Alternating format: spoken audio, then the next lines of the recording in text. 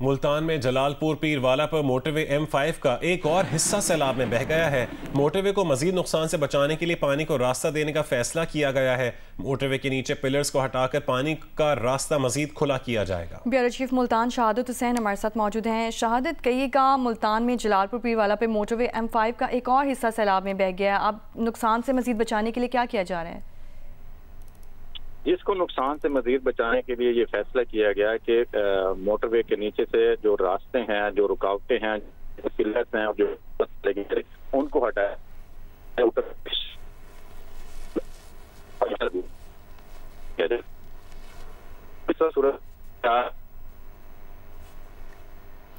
ملک شہادت حسین اوان سے رابطہ نہیں ہو پا رہا، آواز کا کوئی مسئلہ۔ ملتان میں جلالپور پیر والا پر موٹروے M5 کا ایک اور حصہ سیلاب میں بہہ چکا ہے۔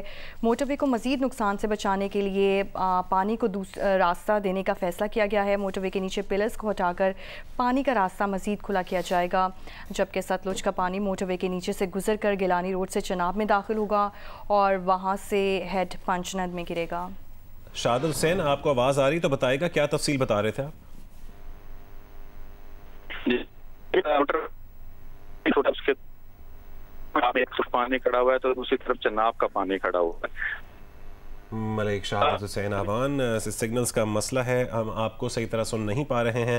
ملتان میں جلالپور پیر والا موٹروے M5 کا ایک اور حصہ سیلاب میں بہہ گیا ہے۔ موٹروے کو مزید نقصان سے بچانے کے لیے پانی کو راستہ دینے کا فیصلہ کیا گیا ہے۔ موٹروے کے نیچے پلرز کو ہٹا کر پانی کا راستہ مزید کھلا کیا جائے گا اور ستلج کا پانی موٹروے کے نیچے سے گزر کر گیلانی روڈ سے چناب میں داخل ہوگا اور وہاں سے ہیڈ پنجند میں جا کر گرے گا۔ ڈپٹی کمشنر کی جانب سے کہا گیا ہے کہ پانی اترنے کے فوری بعد موٹروے کی بحالی کے کام کا آغاز ہوگا۔ ملتان میں جلالپور پیر والا پر موٹروے M5 کا ایک اور حصہ سیلاب میں بہہ گیا ہے۔ موٹروے کو مزید نقصان سے بچانے کے لیے پانی کو راستہ دینے کا فیصلہ کیا گیا ہے۔ ملک بھر میں سیلاب کی صورتحال تھی اور ڈفرینٹ جگہ پر نقصانات کا سلسلہ جاری تھا۔ ملتان میں بھی جلالپور پیر والا پر موٹروے M5 کا ایک اور حصہ سیلاب میں بہہ گیا۔ ملتان میں جلالپور پیر والا موٹروے M5 پر اس وقت کیا صورتحال ہے اور گیس پائپ لائن سے گیس کی فراہمی پر بات کرتے ہیں جیو نیوز کے نمائندے عمران چودھری سے۔ عمران، بتائیے کیا تفصیلات ہیں آپ کے پاس؟ جی، اس وقت تازہ ترین صورتحال یہ ہے کہ گزشتہ رات جو M5 موٹر وے کے اوپر جو مشرقی سائڈ تھی وہاں پہ بھی جو 3 لینز تھی وہ پانی کے تیز بہاؤ کی وجہ سے اس میں شگاف ڈل گیا اور اب جلالپور کے مقام پر ملتان سے سکھر جانے والی اور سکھر سے ملتان آنے والی دونوں لینز جو ہیں وہ پانی میں بہہ چکی ہیں۔ اس وقت NHA حکام اور جو مقامی انتظامیہ ہے وہ بڑے بڑے جو ٹرک منگوا کے پتھروں کے وہ اس کے اندر جو شگاف ہیں اس کے اندر ڈال رہے ہیں اور موٹر وے کے ساتھ ساتھ ڈالے جا رہے ہیں تاکہ کسی طریقے سے اس شگاف میں پانی کا بہاؤ کم ہو اور تاکہ شگاف جو ہے وہ مزید نہ پھیلے۔ لیکن ہمیں یہ بتایا گیا ہے NHA حکام کی جانب سے کہ رات سے لے کر اب تک جو ہے وہ شگاف آہستہ آہستہ بڑھ رہا ہے۔ دوسری جانب اسی موٹر وے کے اوپر جو 36 انچ گیس پائپ لائن متاثر ہوئی تھی اس گیس پائپ لائن کا کچھ حصہ وہاں سے نکال کے پانی والی جگہ سے تو موٹر وے پہ رکھا گیا ہے اور وہاں پہ جو سوئی گیس حکام کے انجینئرز اور ٹیکنیکل ٹیم ہے وہاں پہ اس گیس پائپ لائن کی جو ہے وہ مرمت کر رہی ہے اور ساتھ ساتھ ہمیں یہ بھی بتایا گیا ہے کہ اب یہ پلاننگ کر رہے ہیں کہ موٹر وے کے نیچے سے جو ہے کچھ پانی کو نکالنے کے لیے دریائے ستلج کا پانی دریائے چناب میں ڈالنے کے لیے موٹر وے کے نیچے سے خود جو ہے وہ درے بنانے کی جو ہے وہ پلاننگ کی جا رہی ہے۔ ڈپٹی کمشنر ملتان کے مطابق یہ پلاننگ چل رہی ہے اور اس کے علاوہ اس موٹر وے کے اندر شگاف ڈالنے کے لیے کمشنر ملتان اور NHA ملتان چیئرمین NHA کی سربراہی میں کمیٹی بھی بنائی گئی ہے اور اس وقت اس شگاف نے اس شریف روڈ کے شگاف نے موٹر وے کو بہت زیادہ متاثر کیا ہے اور اس وقت موٹر وے کے دونوں طرف دریائے ستلج کا پانی ہے۔ محکمہ انہار حکام یہ کہہ چکے ہیں کہ جب تک یہ دریائے ستلج کا پانی دریائے چناب میں نہیں جائے گا اس وقت تک پانی کا بہاؤ بہت زیادہ تیز ہوگا۔ موٹر وے کی جو ہے وہ بحالی کا کام اور جو سوئی گیس حکام کی جانب سے گیس کی بحالی کا کام ہے وہ اس رفتار سے نہیں ہوگا کیونکہ روزانہ کی بنیاد کے اوپر جو ڈلنے والے شگاف ہے ایک تو وہ چوڑے ہو رہے ہیں اور موٹر وے روزانہ کہیں نہ کہیں سے اس کا تھوڑا تھوڑا حصہ جو ہے وہ متاثر ہو رہا ہے۔ تو اس لیے اس وقت تمام جو اعلیٰ حکام ہیں وفاقی وزراء ہیں آج جو تھے وفاقی وزیر پیٹرولیم انہوں نے بھی وہاں کا دورہ کیا، وفاقی وزیر مواصلات بھی ملتان میں ہیں، اسی طرح صوبائی قیادت بھی یہاں پہ ملتان میں ہے اور تمام آن بورڈ ہیں اور کوشش یہی کی جا رہی ہے کہ کم سے کم دریائے ستلج کے پانی سے جو ہے وہ موٹر وے کا انفراسٹرکچر کو کم سے کم نقصان ہو اور اس پانی اپڈیٹ کرنے کے لیے خبر دیں آپ کو حافظ آباد سے۔ حافظ آباد میں ٹیوشن سینٹر کی چھت گرنے سے 5 بچوں سمیت 7 افراد جاں بحق ہوئے ہیں، جبکہ متعدد بچوں کو ملبے تلے دبے ہونے کا ابھی بھی خدشہ بتایا جا رہا ہے۔ 3 زخمیوں کو تشویشناک حالت میں اسپتال منتقل کر دیا گیا ہے۔ ریسکیو اور مقامی افراد کی جانب سے امدادی کارروائیاں بھی جاری ہیں۔ سید محمد ضمیر نمائندہ جیو نیوز ہمارے ساتھ موجود ہیں۔ سید محمد ضمیر، بتائیے کیسے یہ اتنا افسوسناک حادثہ پیش آیا اور امدادی کارروائیاں جاری ہیں؟ جی، یہ افسوسناک واقعہ حافظ آباد کے علاقہ سککی میں پیش آیا ہے، جہاں محلہ فروخ آباد میں فرحت حکیم کی بیگم اور جوان سال بیٹا محمد عمران اپنے گھر کے کمرے میں بچوں کو ٹیوشن پڑھا رہے تھے کہ اچانک کمرے کی چھت جو بوسیدہ تھی وہ زمین بوس ہو گئی، جس کے نتیجے میں 5 بچوں سمیت 7 افراد موقع پر جہاں بحق ہو گئے۔ ریسکیو کی ٹیموں نے موقع پر پہنچ کر ملبے تلے سے مرنے والے تمام افراد کو طویل آپریشن کے بعد نکال کر ان کی لاشوں کو DHQ ہسپتال منتقل کر دیا ہے، جبکہ 3 افراد جو ہیں ان کی حالت تشویشناک بتائی جا رہی ہے، انہیں بھی ملبے تلے سے زندہ نکال کر ہسپتال منتقل کیا جا چکا ہے، جبکہ ریسکیو کی ٹیموں کی جانب سے مزید آپریشن اس وقت بھی جاری ہے اور ملبے تلے مزید بچوں کی موجودگی کا سید محمد ضمیر یہ بتائے گا کہ کتنے بچوں سمیت کتنے افراد جہاں بحق ہیں، ذرا تعداد بتائے گا؟ جی، 5 بچے جو ہیں وہ ملبے تلے آ کر جہاں بحق ہوئے ہیں اور ان کی عمریں جو ہیں وہ 5 سے 8 سال تک بتائی جا رہی ہیں، اور مرنے والوں میں جو اکیڈمی کا استاد عمران اور اس کی والدہ بھی شامل ہیں۔ چھت گرنے کی وجہ سامنے آئی ہے؟ جی، چھت گرنے کی وجہ یہی بتائی جا رہی ہے کہ گزشتہ چند ہفتوں کے دوران یہاں پر مسلسل بارشوں کا جو سپیل موجود رہا ہے، اس کی وجہ سے یہ گھر کی جو چھت تھی وہ بوسیدہ ہو گئی تھی، اور اسی وجہ سے بتایا جا رہا ہے بارشوں کی وجہ سے چھت کمزور ہو گئی تھی، جس کی وجہ سے یہ افسوسناک واقعہ پیش آیا، جہاں 5 بچے جہاں بحق ہوئے اور 7 زخمی ہیں۔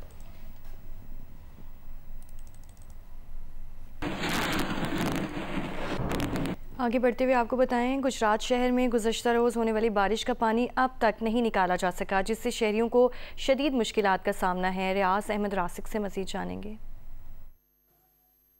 جی، گزشتہ 24 گھنٹے سے پہلے جو گجرات شہر اور ارد گرد میں بارش ہوئی تھی، اس کی وجہ سے گجرات شہر میں جو پانی 4-4 فٹ 5-5 فٹ شہر میں داخل ہو گیا تھا اور مختلف علاقے ڈوب گئے تھے۔ اس وقت میں 24 گھنٹے گزرنے کے باوجود میں یہاں پہ سول لائن تھانے کے سامنے موجود ہوں۔ میرے پیچھے جو یہ سامنے DPO ہاؤس ہے، یہ سامنے میرا ڈی سی کی رہائش کا، ادھر DC کمپلیکس ہے، یہاں میں چوک میں موجود ہوں۔ آپ دیکھ سکتے ہیں میرے پیچھے اتنا پانی موجود ہے اب بھی۔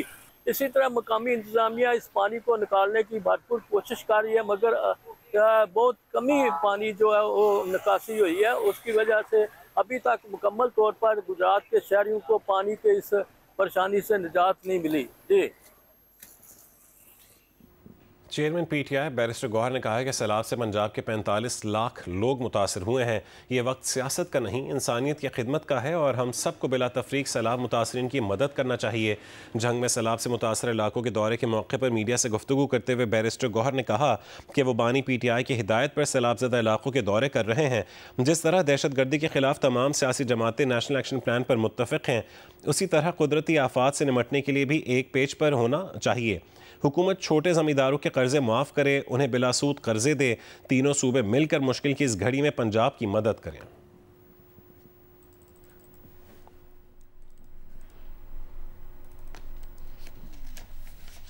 وفاقی وزیر صحت مصطفیٰ کمال نے اپنی بیٹی کو سرویکل کینسر سے بچاؤ کی ویکسین لگوا دی۔ کہا تقریباً تمام اسلامی ممالک میں یہ ویکسینیشن ہو چکی ہے۔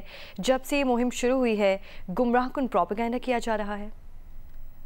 یہ میرے لیے بہت مشکل کام تھا کہ میں اپنی بیٹی کو لا کر کیمرے کے آگے ویکسین کراؤں۔ میں نے 30 سالوں میں بڑے بڑے عہدوں پہ رہا ہوں، میں نے یہ کام نہیں کیا۔ رب کی رضا کے لیے میں نے اس سے بات کی، رب کی رضا کے لیے کہ ہمارے اس ایکشن کو دیکھ کر کوئی شاید ایک انسان، ایک بیٹی، ایک ماں، ایک باپ اپنے بچوں کو، اپنی بچیوں کو یہ نیگیٹو پروپیگنڈے کو ختم کر کے یہ عمل دیکھ کر اگر یہ ویکسین کرا لیتا ہے اپنے بچوں کو، اپنی بچیوں کو، اور وہ کینسر سے بچ جاتی ہیں میری بیٹی کوئی اور قوم کی، تو ہم سمجھتے ہیں کہ ہمارا جو ہے وہ کام پورا ہو گیا، ہمیں دنیا بھی مل گئی، آخرت بھی مل گئی۔ آگے بڑھیں اور آپ کو بتائیں 21 اور 22 ستمبر کی درمیانی شب رواں سال کا دوسرا اور آخری جزوی سورج گرہن ہوگا۔ محکمہ موسمیات کے مطابق جزوی سورج گرہن آسٹریلیا، بحر الکاہل، بحر اوقیانوس اور انٹارکٹیکا میں دیکھا جا سکے گا۔ جزوی سورج گرہن کا مشاہدہ پاکستان میں نہیں کیا جا سکے گا۔ جزوی سورج گرہن کا آغاز 21 ستمبر کو پاکستانی وقت کے مطابق رات 10:30 پر ہوگا۔ سورج کو زیادہ سے زیادہ گرہن رات 12:42 پر لگے گا۔ جزوی سورج گرہن کا اختتام رات 2:54 پر ہوگا۔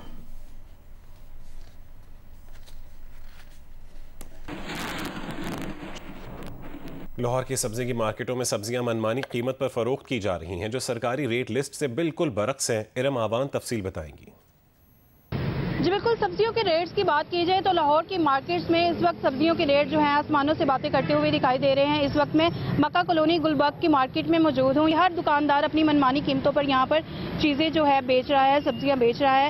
اگر ہم آلو کی بات کریں تو آلو کی سرکاری ریٹ لسٹ پر جو قیمت ہے وہ 80 روپے ہے، جبکہ یہاں پر 100 روپے فی کلو فروخت کیا جا رہا ہے۔ اسی طرح جو پیاز کی سرکاری قیمت ہے وہ 80 روپے ہے، جبکہ یہاں پر دیکھا یہ جا رہا ہے کہ 100 سے لے کر 120 روپے فی کلو تک ہے۔ اسی طرح ٹماٹر جو پچھلے دنوں کافی مہنگے تھے لیکن ان میں کمی دیکھنے میں تو آئی ہے، لیکن ٹماٹر جو ہے 150 سے لے کر 180 روپے فی کلو تک بیچے جا رہے ہیں، جبکہ ان کی سرکاری قیمت جو ہے 140 ہے۔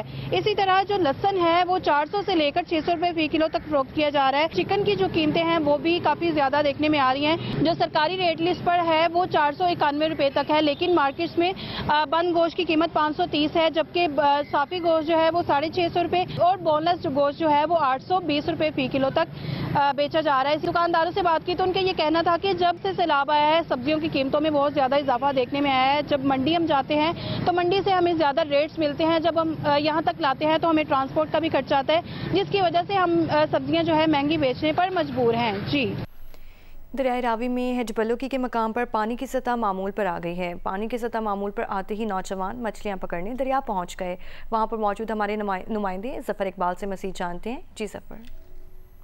جی، اس وقت میں موجود ہوں دریائے راوی کے کنارے ہیڈ بلوکی میں، اور آپ دیکھ سکتے ہیں کہ میرے پیچھے دریائے راوی جو ہے وہ اپنے معمول کے مطابق آج بہہ رہا ہے۔ اس کی لہروں میں نہ تو ہمیں وہ غم و غصہ دکھائی دیتا ہے اور نہ اس کے بہاؤ میں وہ شدت ہے جو چند روز پہلے یہاں آنے والے سیلابی ریلے کی وجہ سے پیدا ہوئی تھی۔ یہاں آنے والے سیلابی ریلے سے اگر نقصان کی بات کی جائے تو تحصیل ایڈمنسٹریشن کے مطابق 30 سے زائد دیہات کو سیلابی ریلے نے نقصان پہنچایا، جبکہ 25,000 ایکڑ سے زائد زرعی اراضی جو ہے وہ زیر آب آئی۔ دیہاتوں سے تو پانی تقریباً نکل چکا ہے، لیکن زرعی زمینوں سے پانی نکل گیا، لیکن اب فصلیں کاشت کرنے کے قابل نہیں وہاں پہ زمینیں رہیں، اور امید کرتے ہیں کہ حکومت بھی اس معاملے میں ہمارے ساتھ کچھ تعاون کرے گی۔ جو فصلیں ہیں وہ تاحال خرابی کی نظر ہیں اور وہ زمین جو ہے وہ قابل کاشت نہیں ہے۔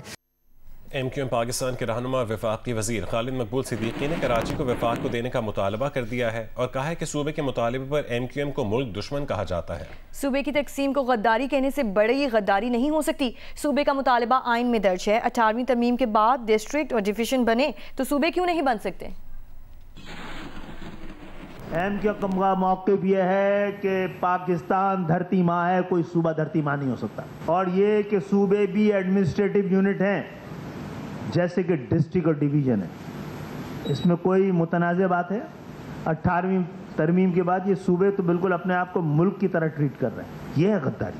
تو کراچی ہم آواز ہو جائے کوئی چیز نہیں ہے، آپ ایک ساتھ آئیے مل کے اگلا سینسس بھی 5 سال کرانے کا مطالبہ کراچی کرے، ایم کیو ایم نہ کرے۔ ہم چاہتے ہیں آج آئے اس لیے کہ ہم آپ کا مطالبہ لے کے قومی اسمبلی میں جائیں، کیونکہ ہم آپ کے نمائندے ہیں۔